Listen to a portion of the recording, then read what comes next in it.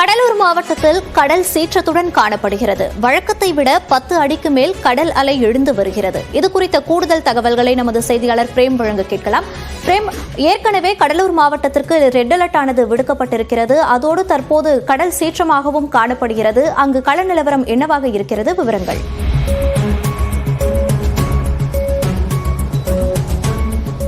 மோனிஷா, கடலூர் மாவட்டத்தில் நேற்று தினத்திலிருந்து இந்த வங்கக்கடலில் கடல் சீற்றம் என்பதை விட கொந்தளிப்பு என்பதுதான் குறிப்பிடலாம். அந்த அளவுக்கு கடலின் சீற்றம் என்பது 10 அடி துயரத்திற்கு தற்போது காட்சியளிக்கிறது.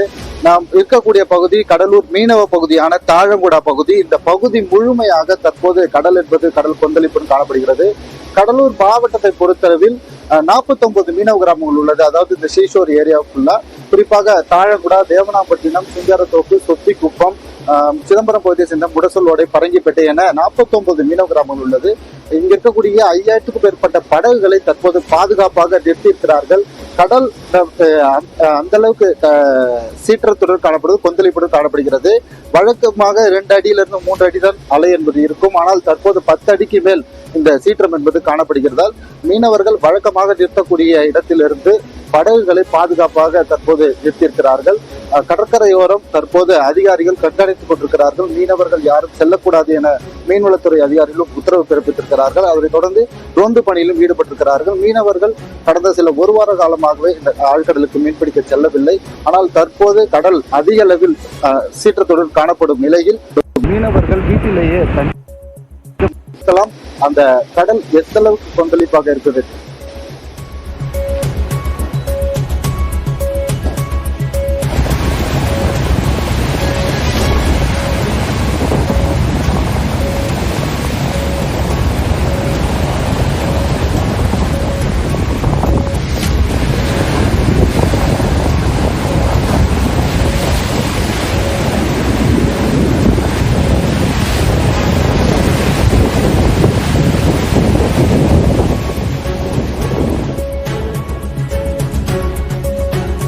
மழை குறித்த கள விவரங்களை வழங்கியமைக்கு நன்றி பிரேம்.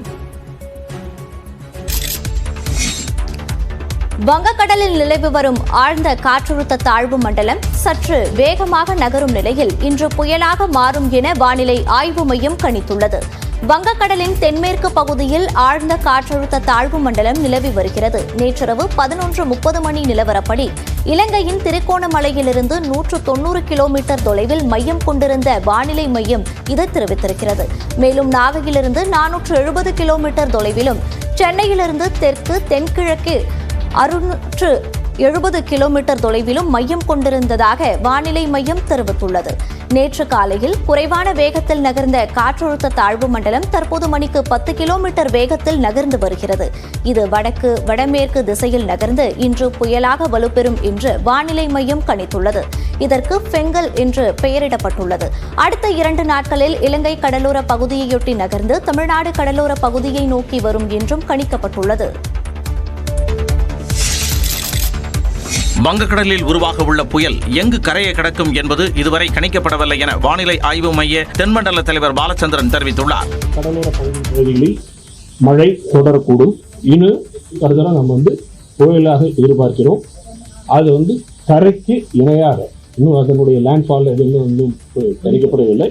காற்றின் திசையும் வேகமும் மாறும்போது மேகக்கூட்டங்கள் பிரிந்து போகும் வாய்ப்புள்ளதாகவும் பாலச்சந்திரன் தெரிவித்தார். இப்போ காற்று திசை மாறும் பகுதி, அதாவது காற்றின் வேகமும் திசையும் மாறும் பொழுது அது அந்த சிஸ்டத்தை பிரிக்கலாம்.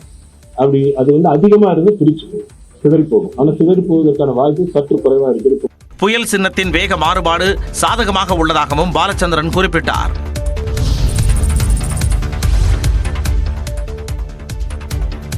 கனமழை எச்சரிக்கையால் சென்னை, செங்கல்பட்டு, காஞ்சிபுரம், புதுக்கோட்டை, சிவகங்கை மாவட்டங்களில் பள்ளிகளுக்கும், திருவள்ளூர் உள்ளிட்ட 7 மாவட்டங்களில் பள்ளி கல்லூரிகளுக்கும் இன்று விடுமுறை அறிவிக்கப்பட்டுள்ளது. சென்னையில் பள்ளிகளுக்கு மட்டும் இன்று விடுமுறை விடப்படுவதாக மாவட்ட ஆட்சியர் அறிவித்துள்ளார். இதேபோல செங்கல்பட்டு, காஞ்சிபுரம், புதுக்கோட்டை, சிவகங்கை மாவட்டங்களிலும் பள்ளிகளுக்கு விடுமுறை அறிவிக்கப்பட்டுள்ளது. மேலும் திருவள்ளூர், விழுப்புரம், தஞ்சாவூர், நாகை, மயிலாடுதுறை, கடலூர், திருவாரூர் மாவட்டங்களில் பள்ளி கல்லூரிகளுக்கு இன்று விடுமுறை அறிவிக்கப்பட்டுள்ளது. சிதம்பரம் அண்ணாமலை பல்கலைக்கழக மாணவர்களுக்கு விடுமுறை அறிவிக்கப்பட்டுள்ளதோடு தேர்வுகளும் ஒத்திவைக்கப்பட்டுள்ளன. திருச்சி பாரதிதாசன் பல்கலைக்கழக தேர்வுகளும் ஒத்திவைக்கப்பட்டுள்ளன. மயிலாடுதுறை, கடலூர் மாவட்டங்களில் நடைபெறவிருந்த கூட்டுறவு சங்க நேர்முகத் தேர்வுகளும் ஒத்திவைக்கப்பட்டுள்ளன. கடலூர், மயிலாடுதுறை, காரைக்கால் மாவட்டங்களுக்கு இன்று அதி கனமழை எச்சரிக்கை விடுக்கப்பட்டுள்ளது. வங்கக்கடலில் நிலவும் புயல் சின்னம் காரணமாக தமிழ்நாட்டில் இன்று கடலூர், மயிலாடுதுறை மாவட்டங்களில் அதி கனமழை பெய்யும் என்று வானிலை ஆய்வு மையம் எச்சரிக்கை விடுத்துள்ளது. இதேபோல புதுச்சேரிக்கு உட்பட்ட காரைக்காலிலும் அதி கனமழைக்கு வாய்ப்பு இருப்பதாக தெரிவிக்கப்பட்டுள்ளது. மேலும் சென்னை, திருவள்ளூர், காஞ்சிபுரம், செங்கல்பட்டு, விழுப்புரம், அரியலூர், திருவாரூர், நாகப்பட்டினம், தஞ்சாவூர், புதுக்கோட்டை மாவட்டங்கள் மற்றும் புதுச்சேரிக்கு மிக கனமழை வாய்ப்பு இருப்பதாக கணிக்கப்பட்டுள்ளது. மேலும் ராணிப்பேட்டை, திருவண்ணாமலை, கள்ளக்குறிச்சி, பெரம்பலூர், திருச்சி, சிவகங்கை மற்றும் ராமநாதபுரம் மாவட்டங்களில் கனமழைக்கு வாய்ப்பு இருப்பதாக தெரிவிக்கப்பட்டுள்ளது. நாளை சென்னை, திருவள்ளூர், காஞ்சிபுரம், செங்கல்பட்டு, விழுப்புரம் மாவட்டங்களில் மிக கனமழைக்கும், ராணிப்பேட்டை, திருவண்ணாமலை, கள்ளக்குறிச்சி, கடலூர் மாவட்டங்கள் மற்றும் புதுச்சேரியில் கனமழைக்கும் வாய்ப்பு இருப்பதாக வானிலை ஆய்வு மையம் தெரிவித்துள்ளது. சென்னை, திருவள்ளூர், காஞ்சிபுரம், செங்கல்பட்டு, ராணிப்பேட்டை மாவட்டங்களில் நாளை மறுதினம் கனமழைக்கு வாய்ப்பு இருப்பதாகவும் கணிக்கப்பட்டுள்ளது.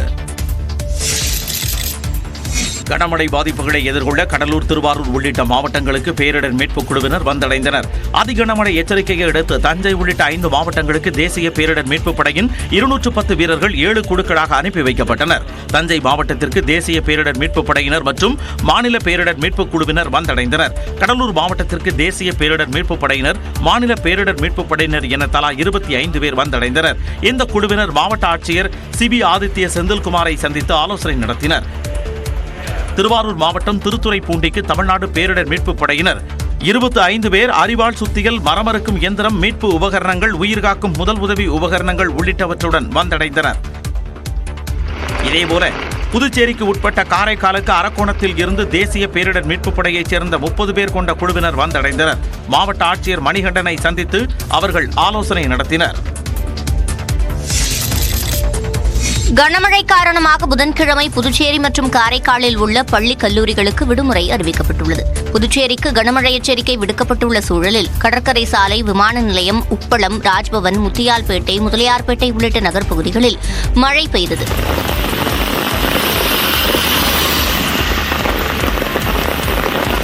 இதேபோன்று கிராமப்புறங்களான பாகூர், திருக்கனூர், வில்லியனூர் உள்ளிட்ட பகுதிகளிலும் மிதமான மழை பெய்தது.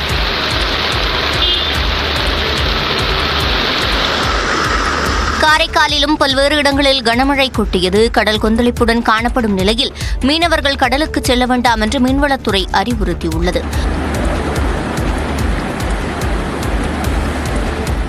முன்னெச்சரிக்கையாக புதன்கிழமை புதுச்சேரி மற்றும் காரைக்காலில் உள்ள பள்ளி, கல்லூரிகளுக்கு விடுமுறை விடப்படுவதாக கல்வி அமைச்சர் நமச்சிவாயம் அறிவித்துள்ளார். மழைக்கான முன்னெச்சரிக்கை நடவடிக்கைகளை முன்கூட்டியே எடுக்க வேண்டும் என்று ஆட்சியர்களுக்கு முதலமைச்சர் மு.க.ஸ்டாலின் அறிவுறுத்தியிருக்கிறார்.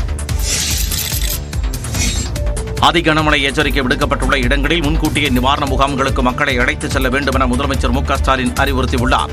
மிக கனமழை எச்சரிக்கை விடுக்கப்பட்டுள்ள மாவட்டங்களில் மேற்கொள்ளப்பட்டுள்ள முன்னெச்சரிக்கை நடவடிக்கைகள் குறித்து சென்னை தலைமைச் செயலகத்தில் முதலமைச்சர் மு.க.ஸ்டாலின் தலைமையில் ஆய்வுக் கூட்டம் நடைபெற்றது. இதில் நாகை, திருவாரூர், மயிலாடுதுறை உள்ளிட்ட 6 மாவட்ட ஆட்சியர்கள் காணொலி காட்சி வாயிலாக கலந்து கொண்டனர். அப்போது தாழ்வான பகுதிகளில் வசிக்கும் மக்களை முன்கூட்டியே நிவாரண முகாம்களுக்கு அழைத்துச் செல்ல வேண்டும் எனவும், மின்சார வசதி தடையின்றி கிடைக்க தேவையான நடவடிக்கை எடுக்க வேண்டும் எனவும் முதலமைச்சர் உத்தரவிட்டார். தாழ்வான பகுதிகளில் வசிக்கக்கூடிய மக்களுக்கு பாதிப்பு ஏற்படும். எனவே அவர்கள் முன்கூட்டியே பாதுகாப்பான முகாம்களில் தங்க வைக்க நடவடிக்கை எடுக்க கேட்டுக்கொள்கிறேன். அதேபோல மக்களுக்கு தேவையான உணவு, தங்குமிடம், குடிநீர் மற்றும் மருத்துவ வசதிகளை மாவட்ட ஆட்சியர்கள் நீங்கள் தான் முறையாக செய்து தரணும். ஜேசிபி இயந்திரங்கள், படகுகள், ஜெனரேட்டர்கள், மர அறுப்பான்கள் உள்ளிட்டவை தயார் நிலையில் இருப்பதாக ஆட்சியர்கள் தெரிவித்தனர். தொடர்ந்து சூப்பர் 60 செய்திகளை பார்க்கலாம். சென்னை விருகம்பாக்கம், அரும்பாக்கம் கால்வாயில் நடைபெறும் தூர்வாரும் பணிகளை துணை முதலமைச்சர் உதயநிதி ஸ்டாலின் ஆய்வு செய்தார். விருகம்பாக்கம், அரும்பாக்கம் கால்வாய் சுத்தம் செய்யும் பணிகள் கடந்த 3 மாதங்களுக்கு மேலாக நடைபெற்று வந்தன. இந்த நிலையில் அரும்பாக்கம் மெட்ரோ ரயில் நிலையத்திற்கு அருகில் துணை முதலமைச்சர் உதயநிதி ஸ்டாலின் அப்பணிகளை ஆய்வு செய்தார்.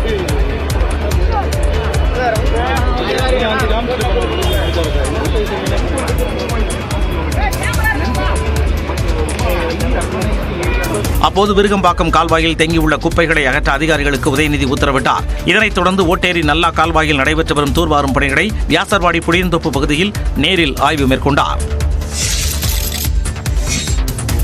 கனமழை பெய்யும் மாவட்டங்களில் வெள்ள பாதிப்புகளை அரசு கண்காணித்து வருவதாக பேரிடர் மேலாண்மைத்துறை அமைச்சர் KK ராமச்சந்திரன் தெரிவித்தார். சென்னை எழிலகத்தில் செயல்பட்டு வரும் மாநில அவசரகால செயல்பாட்டு மையத்தில் மழை முன்னெச்சரிக்கை பணிகளை அமைச்சர் ராமச்சந்திரன் ஆய்வு மேற்கொண்டார். தொடர்ந்து செய்தியாளர்களை சந்தித்த அவர் பொதுமக்களுக்கு எந்த ஒரு பாதிப்பும் இல்லாத வகையில் இந்த அரசு செயல்பட்டு வருவதாக கூறினார். முன்னெச்சரிக்கை நடவடிக்கையை நாம் எடுத்திருக்கிறோம். சென்னையில் வேண்டிய முன்னெச்சரிக்கை நடவடிக்கைகளையும் நாங்கள் சரியான முறையில் எடுத்திருக்கிறோம். மாவட்ட நிர்வாகம், மாநகராட்சி நிர்வாகம் எல்லாம் இன்றைக்கு துரிதப்படுத்தி எல்லா பணிகளும் செய்து கொண்டிருக்கிறோம். விவசாய நிலங்களில் ஏற்படும் சேதங்களுக்கு விவசாயத்துறை அதிகாரிகளிடம் கலந்து ஆலோசித்து உரிய நஷ்டஈடு வழங்க வழிவகை செய்யப்படும் எனவும் அமைச்சர் KKSSR ராமச்சந்திரன் தெரிவித்தார். கனமழை எதிரொலியாக விழுப்புரம் மாவட்டத்தில் முதலமைச்சர் மு.க. ஸ்டாலின் தலைமையில் நடைபெற இருந்த கள ஆய்வுக் கூட்டம் ரத்து செய்யப்படுவதாக அறிவிக்கப்பட்டுள்ளது. முதலமைச்சரும் திமுக தலைவருமான மு.க. ஸ்டாலின் தமிழ்நாடு முழுவதும் மாவட்ட வாரியாக கள ஆய்வு மேற்கொண்டு வருகிறார். நாமக்கல், கோயம்புத்தூர், விருதுநகர், அரியலூர், பெரம்பலூர் ஆகிய மாவட்டங்களில் கள ஆய்வை மேற்கொண்டார். அதன் தொடர்ச்சியாக விழுப்புரம் மாவட்டத்தில் வரும் 28 மற்றும் 29 ஆகிய தேதிகளில் கள ஆய்வு மேற்கொள்ள இருப்பதாக முதலமைச்சர் அறிவித்திருந்தார். இந்த நிலையில் கனமழை எதிரொலியாக விழுப்புரத்தில் முதலமைச்சர் தலைமையில் நடைபெற இருந்த அரசு நிகழ்ச்சிகள் மற்றும் கள ஆய்வுக் கூட்டம் ரத்து செய்யப்படுவதாக தமிழ்நாடு அரசு அறிவித்துள்ளது. சென்னை மாநகர் மற்றும் புறநகர் பகுதிகளில் பரவலாக கனமழை பெய்தது. கோயம்பேடு, நுங்கம்பாக்கம், கோடம்பாக்கம், தியாகராய நகர், அண்ணா சாலை, மயிலாப்பூர் உள்ளிட்ட பகுதிகளில் கனமழை கொட்டியது. இதனால் வாகன ஓட்டிகள் கடும் அவதிக்கு ஆளாகினர்.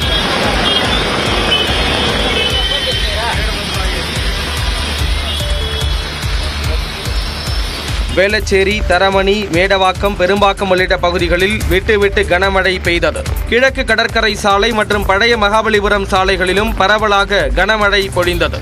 செம்மஞ்சேரி சுனாமி குடியிருப்பு செல்லும் சாலையின் முகப்பு பகுதியில் மழைநீர் குளம் போல் தேங்கி நின்றது.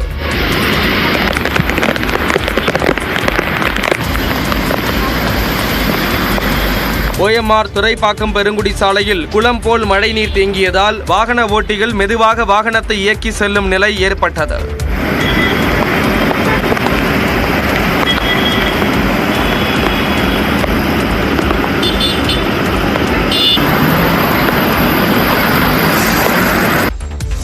சென்னையின் புறநகர் பகுதிகளான பூந்தமல்லி, காட்டுப்பாக்கம், குமணன் சாவடி, வேலப்பன் சாவடி, மாங்காடு, குன்றத்தூர், போரூர், வளசரவாக்கம், ராமாபுரம் உள்ளிட்ட பகுதிகளில் கனமழை பெய்தது. சாலைகளில் ஆங்காங்கே மழைநீர் தேங்கியதால் கடும் போக்குவரத்து நெரிசல் நிலவியது.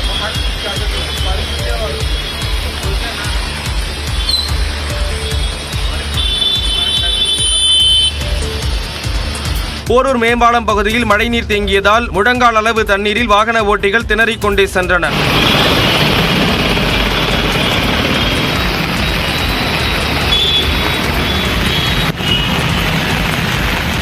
சென்னை வளசரவாக்கத்தில் நாம் தமிழர் கட்சி தலைமை அலுவலகம் முன்பு முழங்கால் அளவுக்கு மழைநீர் தேங்கியது.